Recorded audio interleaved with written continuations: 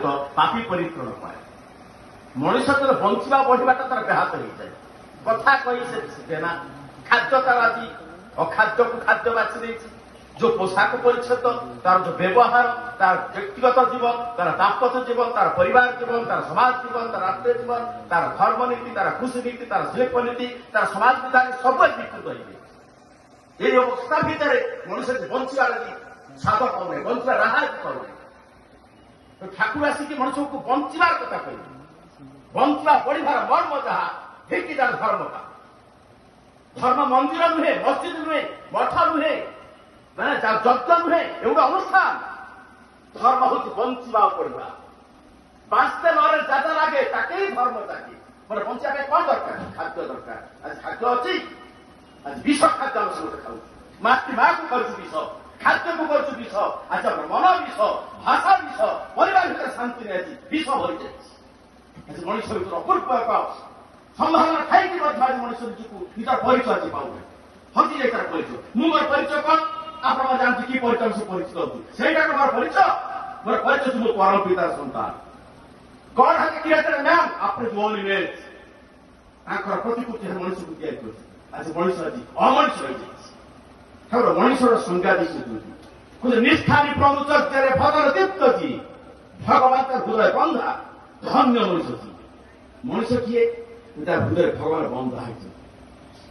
ଯାହାକୁ ଦେଖିଲେ ମନେ ଆସେ କୃଷ୍ଣ ନାମ, ତାକୁ ହିଁ ଜାଣିବ ସେଇ ବୈଷ୍ଣବ ପ୍ରଭାତ। ପରମ ପୂଜ୍ୟପାଦ ଦାରାସିଂହର କଥା କହିଥିଲେ, ନିତ୍ୟ ତାଲେ ତାଙ୍କ ଲୀଳା ଲୋକର କାନ୍ତରେ, ବୁଝେ ସେଇ ଭକ୍ତିଦାର ଜାଗ୍ରତ ଅନ୍ତରେ। ତାଙ୍କର ଲୀଳା ଯେ ପ୍ରତ୍ୟେକ ଭିତରେ ଚାଲିଛି, କିଏ ବୁଝିବ ନା ସେ ଭକ୍ତି ଜାଗ୍ରତ ଅଛି। ସେ ଭକ୍ତି ହଉଛି ମୋର ସମ୍ବଳ, ସେ ଭକ୍ତି ହଉଛି ମୋର ପ୍ରାର୍ଥନା, ସେ ଭକ୍ତି ହଉଛି ମୋର ସାଧନା। ସେଇଠି ତ କାର୍ଯ୍ୟ ସମାଧାନ ହୋଇଯାଇଛି।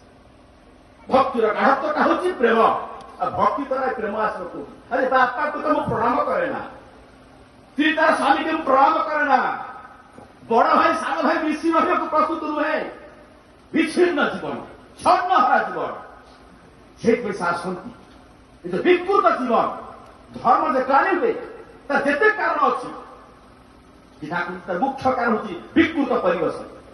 ଧର୍ମ ଯାଜକ ମାନଙ୍କର ବିକୃତ ପରିବେଶ। ଯୋଉମାନେ ଆଜି ଧର୍ମର କଥା କହୁଛନ୍ତି, 30-40 ଚ୍ୟାନେଲ ଧର୍ମର କଥା ଆପଣ ଶୁଣିବେ, କଞ୍ଜାଇ ଦଉଛନ୍ତି, ହସାଇ ଦଉଛନ୍ତି, ଆନନ୍ଦରେ ଭରପୁର କରିଦଉଛନ୍ତି, କିନ୍ତୁ ଧର୍ମ ତାଙ୍କ ଚରିତ୍ର ଭିତରେ ଆଚରଣ ଫୁଟି ନାହିଁ। ଧର୍ମ ଯଦି ନ ଫୁଟିଲା ତୋର ଜୀବନର ନିତ୍ୟକର୍ମେ ବାତିଲ କରି ରଖିବାରେ ଗିରାବେ କରି ଧର୍ମ।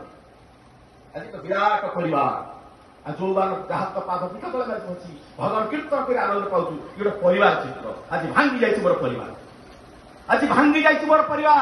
ସେ ପରିବାରକୁ ତିଆରି କରିବା ପାଇଁ ସେ ଆସିଲେ ପରିବାର ଜୀବନ ନେଇ। ସେ ପରିବାର ଆଜି ଭାଙ୍ଗି ଯାଇଛି। ପ୍ରଭୁ ରାମଚନ୍ଦ୍ର ଆସିଥିଲେ। ଆଦର୍ଶ ପରିବାର ଜୀବନ, ବ୍ୟକ୍ତିଗତ ଜୀବନ, ଦାମ୍ପତ୍ୟ ଜୀବନ, ପରିବାର ଜୀବନ, ସମାଜ ଜୀବନ, ଆଦର୍ଶ ପିତା, ଆଦର୍ଶ ପୁତ୍ର, ଆଦର୍ଶ ସ୍ୱାମୀ, ଆଦର୍ଶ ରାଜା ସବୁ ଦେଖେଇ ଦେଇକି ଗଲେ। ପରବର୍ତ୍ତୀ ସମୟରେ ବଶିଷ୍ଠ ବୋଲି ସେ ତାଙ୍କର ଆଚାର୍ଯ୍ୟ। ସେ ଆଚାର୍ଯ୍ୟ ପରମ୍ପରା ତିଷ୍ଠି ରହିଲା ନାହିଁ ବୋଲି ପୁଣି ଆସିଲା ଧର୍ମ ଲାଗିଲା। ଆସିଲେ ପ୍ରଭୁ ଶ୍ରୀକୃଷ୍ଣ। ତାଙ୍କର ଆଚାର୍ଯ୍ୟ ପରମ୍ପରା ଥିଲେ ବ୍ୟାସ ମୁନି। ବ୍ୟାସ ମୁନି ଯେତେବେଳେ ପୋଷ୍ଟ ହେଇଗଲା, ସେଠି ମଧ୍ୟ ପରମ୍ପରା ତିଷ୍ଠି ରହିଲା ନାହିଁ। ତାପରେ ଯେତେ ଯେତେ ପୁରୁଷୋତ୍ତମ ଆସିଛନ୍ତି ଅବତାରରେ, କୋଉଠି ଆଚାର୍ଯ୍ୟ ପରମ୍ପରା ନାହିଁ।